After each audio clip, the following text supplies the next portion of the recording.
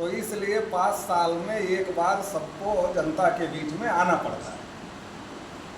तो हम लोग भी आप लोगों के बीच में आए हुए हैं। तो हम लोग आप लोगों के बीच में इसलिए आए हैं कि बाबा साहब डॉक्टर अंबेडकर ने जब हम लोगों को वोट का अधिकार दिया तो उस समय बहुत सारे लोग नहीं चाहते थे कि हम लोगों को वोट का अधिकार मिले।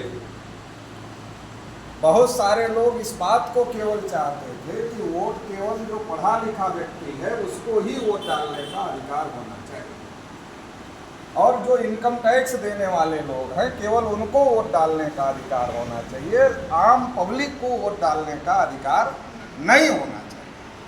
लेकिन बाबा साहब अम्बेडकर इस बात को लेकर लड़ाई लड़ रहे थे कि जब हमारे लोगों को हजारों साल से पढ़ने से रोका गया, धन संपत्ति रखने से रोका गया, बोलने सुनने से रोका गया, कुर्सी पर बैठने से रोका गया, यहाँ तक कमर में झाड़ू और सामने मटका बांधा गया, परछाई तक से जो है परहेज किया गया, तो जब हमारे समाज के लोगों को हजारों साल से इतना दबा करके रखा गया है, तो आप लोग ये कह रहे हो पढ़े लिखे लोगों को वोट का अधिकार होगा, तो हमारे लोगों को तो पढ़ने लिखने का अधिकार हजारों साल से नहीं है, तो हमारे समाज में पढ़े लिखे लोग कहाँ से हैं?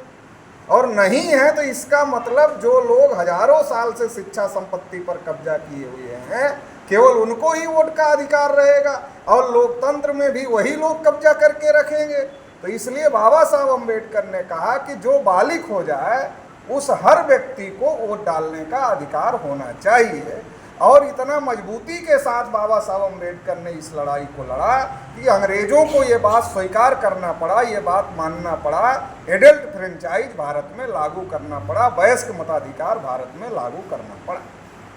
और बाबा साहब अम्बेडकर की तर्कों से अंग्रेज इतना प्रभावित हो गए कि जब इंग्लैंड में वयस्क मताधिकार लागू करने का मामला हुआ तो उस कमेटी में एक्सपर्ट के तौर पर बाबा साहब अम्बेडकर को अंग्रेजों ने लिया कि इनको ज़्यादा जानकारी है मताधिकार कैसे, वयस्क मताधिकार के बारे में इनको ज़्यादा जानकारी है, इसलिए एक्सपर्ट के तौर पर लिया। इंग्लैंड से बाबा साहब को कोई मतलब नहीं था, लेकिन अंग्रेजों को ऐसा लगा जितना जानकारी इनके पास है शायद उतना इंग्लैंड में भी किसी के पास में नहीं होगी, इसलिए बाबा साहब अम्बेडकर को लिया।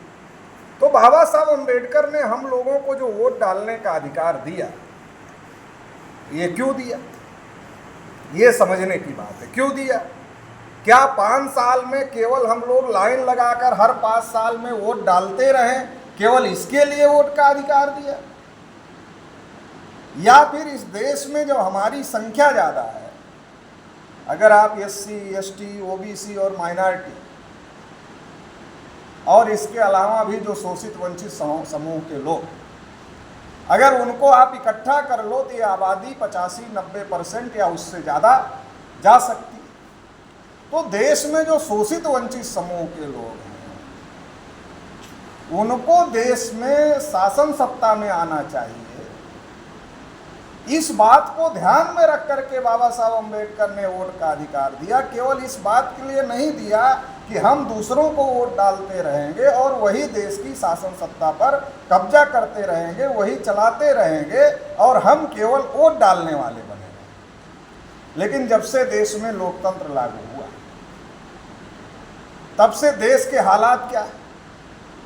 अगर हम देश के हालात को देखें तो लगभग 50-60 साल तक कांग्रेस पार्टी ने इस देश पर राज किया।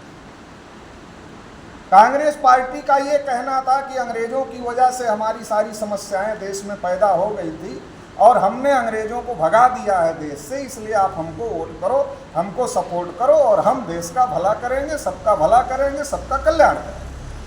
तो 60 साल तक कांग्रेस पार्टी के लोग राज करते, उसके बाद फिर बीजेपी वाले राज करते हैं।